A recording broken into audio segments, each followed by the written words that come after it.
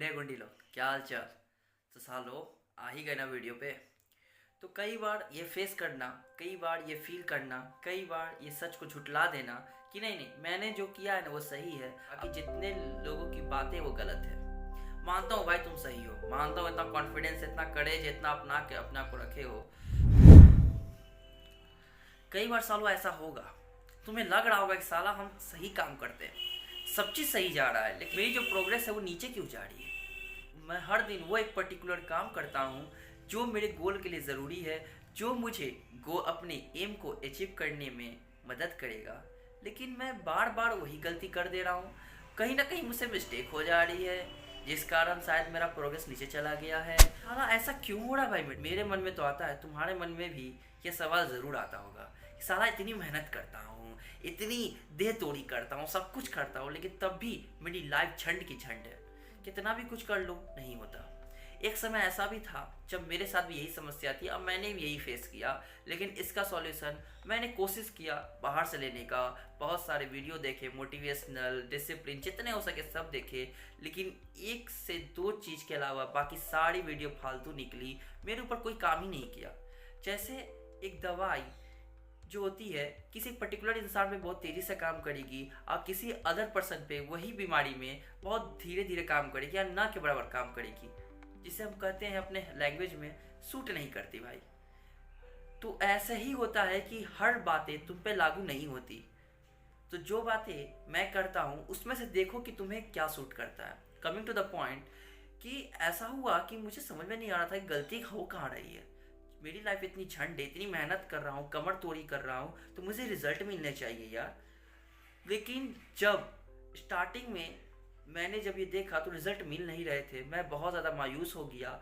लेकिन जब से मैंने अपना डाटा इवेलुएट किया, जब से मैंने करेज, हिम्मत जुटाई कि मैं एक स्टेप लूँगा, और मैंने एक स्टेप लिया कि मैं अपनी राइटिंग को इम्प्रूव करूँगा, तो जस्ट मैंने 4 लाइन हर दिन लिखना शुरू की, सिर्फ 4 लाइन। आप सोचिए कि 4 लाइन लिख के क्या तो इम्प्रूवमेंट कर लेगा, क्या तो कुछ हासिल कर लेगा। लेकिन सालों जब तुम इसे अभी के तौर पे देखोगे, प्रेजेंट पे देखोगे, तो कुछ नहीं लगेगा, कुछ इम्प्रूवमेंट नहीं दिखेगी, मायूस हो जाओगे इसी को देख के। लेकिन अगर इसे कंपाउंडिंग के नज़रिए से देखें, अगर मैं इसी वर्क को कंसिस्टेंटली 4 महीने तक करूँ तो कितने पेज में लिख लूँगा, तुम लोग काउंट करके बता देना। तो बस इतना ही मैंने किया और मेरी राइटिंग में बस 1 महीने बाद इम्प्रूवमेंट दिखने लगी। मैंने पूछा खुद से, यार ऐसा कैसे हो गया। तो मैंने जब स्टार्टिंग में स्टार्ट किया तो मैंने वहाँ से उस समय के अपने पर्सपेक्टिव को अभी के पर्सपेक्टिव से मैच किया, तो पता चला कि कंपाउंडिंग की कितनी बड़ी ताकत है, जिसे मैं इग्नोर कर रहा था। मुझे ज़्यादा मेहनत करने की ज़रूरत नहीं है।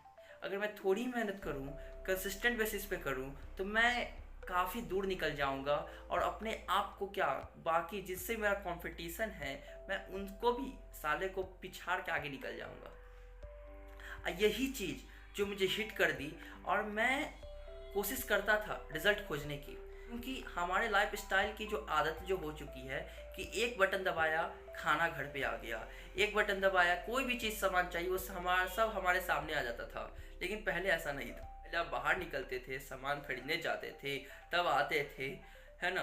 तो आप बहुत ज़्यादा, आपको ऑब्जर्वेशन होता था कि कल क्या क्या हो रहा है, क्या चल रहा है, फलना ढिनका 10 तरह की बातें पता चलती थी।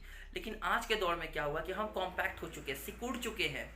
हमें अपनी बाहें फैलाने के लिए भगवान ने 2 हाथ दिए हैं, लेकिन हम 2 हाथ फैलाने की जगह अपनी बस उंगली फैला रहे हैं, है ना। अपने उंगली का साइज चेंज कर रहे हैं, ऊपर से नीचे कर रहे हैं, अप डाउन कर रहे हैं, बस स्क्रॉल पे स्क्रॉल कर रहे हैं, नचनिया का वीडियो देख रहे हैं। यार अगर तेरे में इतनी ही काबिलियत है तो तू ऐसा क्यों नहीं करता।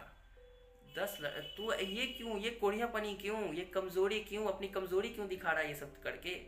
अच्छा तेरे को पसंद है करना तो बुला, 1-2 को बुला, सामने नाच करवा, देख क्या हुआ। बस हवा निकल में रियलिटी पता चली गई सालो, अपनी तुम्हारी औकात पता चल गई ना। मेरी भी औकात नहीं है, ऐसा नहीं मैं तुम पे हंस रहा हूँ। लेकिन जो लोग ये सब काम करते हैं ना, जो लोग ये सब चीज़ को देखते हैं, ज़्यादा प्रीफ्रेंस करते हैं, मैं उन लोगों को कह रहा हूँ कि अगर तेरे में इतनी ही कुवत है तो बुला ले, करवा ले। अगर कैपेसिटी नहीं है तो कैपेसिटी पैदा कर। करना ज़रूरी नहीं, वो कैपेसिटी होनी चाहिए कि जितनी बुरी आदत है वो सब मैं एक्वायर कर सकता हूँ, उसकी कैपेसिटी है।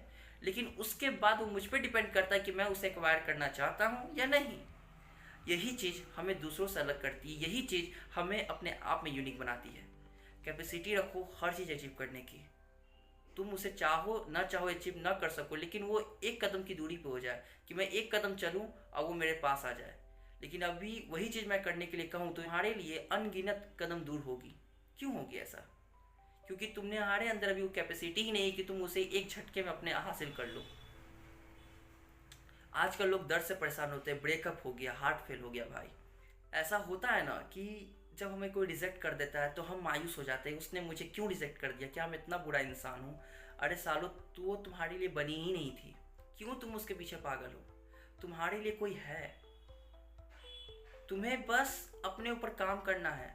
तुम अपने आप को इस तरह से डेवलप कर लो, अपने कैपेसिटी को इस तरह से बढ़ा लो, अपने प्रोग्रेस को इस लेवल उस लेवल की ऊंचाई तक ले जाओ कि जहां तुम्हें किसी को प्रपोज करने की ज़रूरत ना पड़े, किसी को प्रपोजल देने की ज़रूरत ना पड़े। तुम ढेरों लड़की के प्रपोज को रिजेक्ट करो बिना किसी चिंता की, एक बार में झटके से रिजेक्ट कर दो।